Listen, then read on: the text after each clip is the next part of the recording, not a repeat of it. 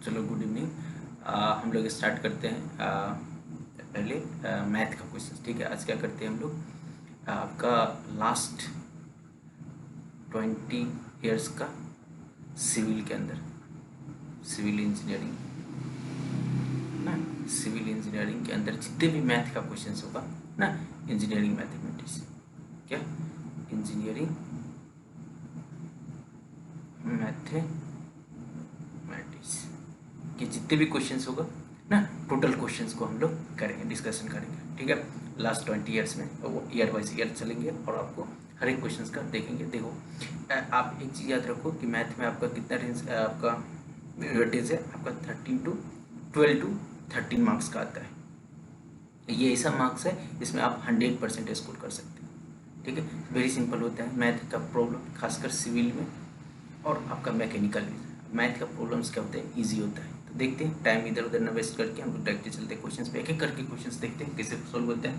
जैसे आपका ये 2011 से स्टार्ट करते हैं, हम एक कर करके बैक जाएंगे। पहले हम स्टार्ट कर रहे हैं 1 मार्क्स का क्वेश्चन। कहाँ से कर रहे हैं, पहले 1 मार्क्स का क्वेश्चन करेंगे, ठीक है। फिर आपका जो नेक्स्ट वीडियो होगा उसमें हम लोग 2 मार्क्स का टोटल क्वेश्चन कवर करेंगे, ठीक है। तो इस तरह से हम लोग स्टार्ट करेंगे। देखो पहला क्वेश्चन है इसमें, पहला क्वेश्चन क्या है आपका कि a square matrix which is neither symmetric nor skew symmetric. कोई एक स्क्वायर मैट्रिक्स ए है, ये क्या है, ना तो सिमेट्रिक है ना तो एस्क्यू सिमेट्रिक, ठीक है। कह रहे हैं ना तो एस्क्यू सिमेट्रिक है एंड ए टी क्या है, इसका ट्रांसपोज है। The sum of difference of the matrix are defined as the, जैसे सम दिया हुआ है इसका ए प्लस ए ट्रांसपोज और दोनों का डिफरेंस क्या है, ए माइनस ए ट्रांसपोज। देखो पहले, इससे पहले हम लोग समझते हैं what is a symmetric matrix. See ना, सिमेट्रिक मैट्रिक्स का क्या किसको बोलते हैं, सिमेट्रिक मैट्रिक्स, ठीक है। मैट्रिक्स सिमेट्रिक मैट्रिक्स होता है अगर ए इक्वल टू ए ट्रांसपोज हो जाए तब हम लोग बोलेंगे सिमेट्रिक। और एस्क्यू सिमेट्रिक में क्या होगा, सिमेट्रिक क्या होगा, A equal to minus A transpose. अगर ये दोनों बराबर हो जाए तो हम लोग बोलते हैं एस्क्यू सिमेट्रिक मैट्रिक्स।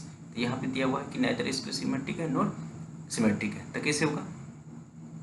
तो हम लोग का जैसे ये दिया हुआ था x equal to summation A plus A T ना, और डिफरेंस दिया हुआ है आपका ए माइनस ए टी, ठीक है। अगर आपको थ्योरी पता हो तो आपको वहाँ पे है कि किसी भी, अगर मान लो ए कोई मैट्रिक्स है जो सिमेट्री नहीं है, सिमेट्री भी नहीं है और ना ही एस्क्यू सिमेट्रिक है, अगर ये दोनों का, इसका और इसका ट्रांसपोज की बात करोगे तो ये हमेशा क्या होता है, ये ना ये सिमेट्रिक होगा। क्या होगा, सिमेट्रिक होगा।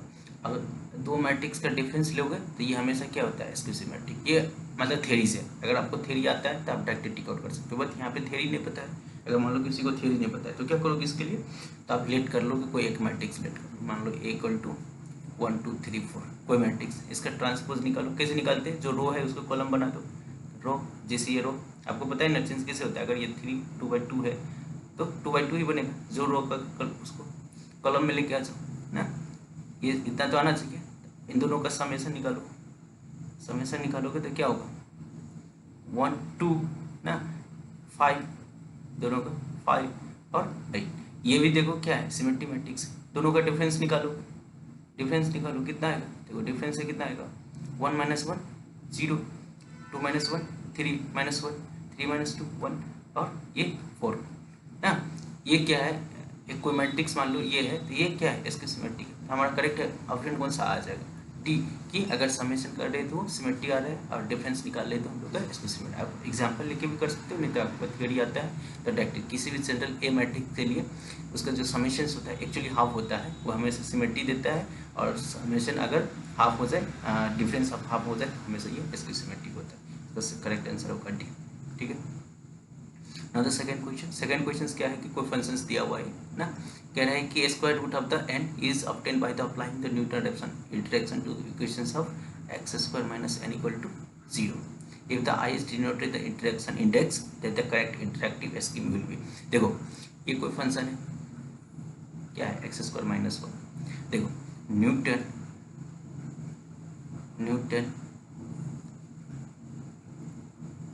रैप्शन।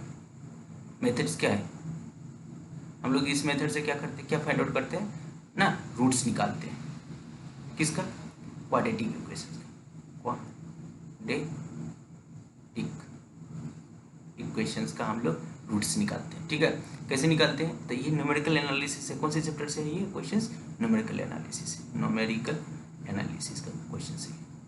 ठीक है, कैसे निकालेंगे, तो इसका न्यूटन-रैप्सन मेथड का इंट्रैक्शन का फॉर्मूला क्या होता है, एफ ना n+1 इज इक्वल टू, यहाँ पे x के टर्म में थे x प्लस आई ना, is equal to X I minus F X I by F dash I. क्या होता है, एफ डाइस आई। ठीक है, तो ये कितना हो जाएगा, x I minus F X आई कितना हो जाएगा, एक्स आई का square minus F dice x, यहाँ से निकालो एफ डाइस एक्स कितना होगा 2x, यहाँ आ जाएगा कितना 2x आई, क्रॉस मल्टीप्लाई करोगे तो ये बन जाएगा 2x स्क्वायर माइनस एक्स आई का स्क्वायर और प्लस n/2x आई। इसको सेपरेट करोगे तो ये कितना आ जाएगा, एक्स आई का स्क्वायर प्लस n/2x आई। अलग अलग कर दो इसको, हाफ बाहर लोगे, अलग अलग कर दोगे क्या आ जाएगा, एक्स आई ना प्लस ये कितना आ जाएगा n/x आई। तो करेक्ट आंसर कौन सा हो जाएगा, करेक्ट आंसर ए नंबर ना, half of x I plus n/x, very simple. इस तरह से हम लोग ये सोल्व कर लेंगे। थर्ड क्वेश्चन क्या है, कह रहा है कि they are the true container which one is containing, क्या है, one is containing 4 red ball and 3 green balls and other containing 3 blue balls and 4 green ball. One ball is random. One ball is thrown at the random from the each container. The probability that one of the ball is red and other is blue. देखो क्या कह रहा है, questions क्या है कि तो आपका बॉक्स है, box A and B. Box 1 में क्या है कि 4 रेड बॉल है और 3 ग्रीन बॉल है, और इसमें क्या है 3 ब्लू बॉल है और 4 ग्रीन बॉल है ना, सॉरी ग्रीन बॉल है। दोनों में से एक एक बॉल को निकाल रहे, ड्रॉन कर रहे, कितना 1 बॉल। ठीक है, तो कह रहा है कि जो दोनों में से जब बॉल निकाल रहे हैं तो प्रोबेबिलिटी किसका, बॉल इज रेड और ग्रीन होने की प्रोबेबिलिटी क्या होगा, probability of red into probability of green. देखो इसमें से देखो कितना होगा, प्रोबेबिलिटी इज इक्वल टू कितना आ जाएगा, तब रेड कितना है 4 है इसमें से, तब 4 में से कोई एक ही तो निकालोगे ना, रेड ना, 4 में से रेड अगर आना है तो 4 में से कोई एक आएगा, तब टोटल कितने में से आ रहा है 7 में से कोई एक लो, इंटू इसमें ब्लू है तो ब्लू में से 3 में से कोई एक लोगे, बट टोटल कितना है 7 में से 1, कितना आ जाएगा 4 × 3/7 × 7। इस तरह से हम लोग 12/49, करेक्ट आंसर क्या आ जाएगा 12/49, करेक्ट आंसर क्या आ जाएगा 12/49। वेरी सिंपल से। ये क्यों ऐसे कि क्योंकि दोनों probability of our red ball निकालने की और प्रोबेबिलिटी ऑफ ग्रीन बॉल निकालने की प्रोबेबिलिटी क्या है, दोनों क्या है इंडिपेंडेंट है, इंडिपेंडेंट रहता है तो हम लोग का इस तरह से दोनों का आ जाता है। इस तरह से हो गया आपका पहला 3 क्वेश्चन। फोर्थ नंबर पे है आपका क्वेश्चन है लिमिट चैप्टर से, फंक्शन से, लिमिट से वेरी सिंपल होता है, limit x tends to 0। 4 number का है ना, क्या है साइन 2/3x ना, 2/3x कह रहा है इसका लिमिट कितना होगा। देखो आप लोग को अगर याद हो नोट करके लिख लो, नहीं भी याद है तो कि limit x tends to 0 sine x by x कितना होता है 1।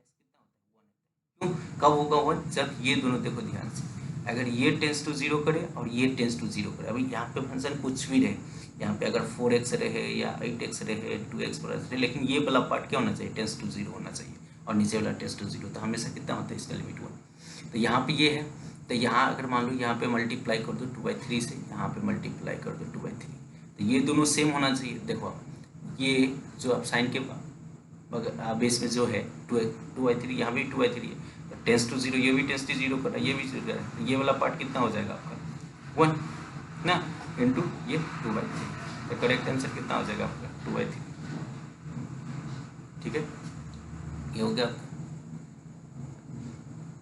नेक्स्ट क्वेश्चन क्या, 5th नंबर ना, क्वेश्चन है 2 कॉइन आर साइमल्टेनियसली टॉस्ड ना, the probability of the two head similarly appear. देखो दो कॉइन को टॉस कर रहा है एक साथ, दोनों कॉइन को अगर टॉस करोगे तो क्या क्या पॉसिबल केसेस है, एक पर हेड आया ना, दूसरे पे टेल आएगा, या होगा दोनों पे हेड आएगा ना, या एक पे हेड आया, सॉरी एक पे टेल आया और दूसरे पे हेड, या दोनों पे टेल, यही 4 केस पॉसिबल है, 1 2 3 ना। दो कॉइन को अगर निकाल रहे हो तो टोटल सैंपल स्पेस कितना बना 4, और हेड आने की प्रोबेबिलिटी, दोनों पे हेड आने की प्रोबेबिलिटी कितना है 1, तो दोनों प्रोबेबिलिटी कितना हो जाएगा हेड का 1/4। करेक्ट आंसर कौन सा हो जाएगा 1/4। ठीक है, नेक्स्ट क्वेश्चन पे चलते हैं। ये सब एक लाइनर क्वेश्चन है, अगर आपको आता है तो बेसिक्स थोड़ा भी आता है तो आप जल्दी कर सकते हो ना, विद इन 10 सेकेंड आप सब आंसर मार सकते हो। नेक्स्ट क्वेश्चन है आपका the order and degree of the differential equations. देखो क्या है, ऑर्डर एंड डिग्री निकालना है, ऑर्डर एंड डिग्री। थोड़ा समझ लेते हैं क्या होता है ऑर्डर, क्या होता है डिग्री। देखो ऑर्डर होता है किसी भी डिफरेंशियल इक्वेशन का मैक्सिमम डेरिवेटिव, कि किसी भी डिफरेंशियल इक्वेशन में उसका मैक्सिमम डेरिवेटिव कितना है। जैसे मान लो कि D Q Y D X Q plus D Y square plus 2y plus equal to 0। इसमें देखो मैक्सिमम डेरिवेटिव किसका है, इसका मैक्सिमम डेरिवेटिव कितना है 3, तो ऑर्डर कितना हो जाएगा 3। और डिग्री क्या होता है कि किसी भी डिफरेंशियल इक्वेशंस का जो मैक्सिमम डेरिवेटिव का पावर कितना होगा ना। अगर इसमें हम लोग निकालना चाहे, अगर मान लो इसके पावर 4 है, इसके पावर 3 है, तो अगर इसमें निकालना चाहे डिग्री तो कितना होगा, मैक्सिमम डेरिवेटिव कौन सा है ये, इसका पावर कितना है तो 1, इसका डिग्री कितना हो जाएगा 1। इसी तरह से यहाँ करेंगे तो इसमें एक नोट करके लिख लो, इम्पोर्टेंट क्या है ऑर्डर या डिग्री निकालने के लिए, कि हमेशा जो डिफरेंशियल इक्वेशंस होगा वो फ्री फॉर्म होना चाहिए, फ्री फ्रॉम कहाँ से, फ्रैक्शन से, फ्रैक्शन या और रूट से ना। इसमें तो रूट स्क्वायर रूट होना चाहिए, ना स्क्वायर रूट होना चाहिए, ना रूट होना चाहिए, ना फ्रैक्शन पार्ट होना चाहिए। जब तक फ्री फॉर्म नहीं होगा फ्रैक्शन से तब तक हम लोग नहीं निकाल सकते। यहाँ पे देखो किस है, क्वेश्चन नंबर कितना था 6। अब आते हैं क्वेश्चन के, D Q Y by D X Q plus 4 root D Y by D X का whole Q plus Y square equal to 0। ठीक है, इस तरह से है। तो देखो ये फ्रैक्शन पार्ट है, इसमें ये वाला पार्ट में क्या है रूट्स है, ये nothing but the power half है ना। इस पार्ट को ध्यान से देखोगे, ये पार्ट में क्या है रूट्स आ गए, इसका पावर हाफ है, तो इसको पहले फ्री करना पड़ेगा। कैसे करोगे, D Q by D X Q is equal to -4 root under D Y D X का whole Q plus Y square ना। बोथ साइड स्क्वायर कर दो, क्या आ जाएगा D Q Y by D X Q का whole square is equal to 60, plus का square हो जाएगा पॉजिटिव ना, माइनस का स्क्वायर पॉजिटिव हो जाएगा, और ये आ जाएगा आपका D Y by D X का whole Q plus 60 Y square, multiply कर दिए दोनों में। तो इस तरह से हम लोग का इक्वेशंस बन गया। आप इसमें देखो, इसमें ऑर्डर कितना होगा, ऑर्डर कितना है, यहाँ पे कितना है डेरिवेटिव 1 फर्स्ट टाइम हुआ, यहाँ पे क्या है 3 टाइम्स, तो ऑर्डर कितना हो गया 3।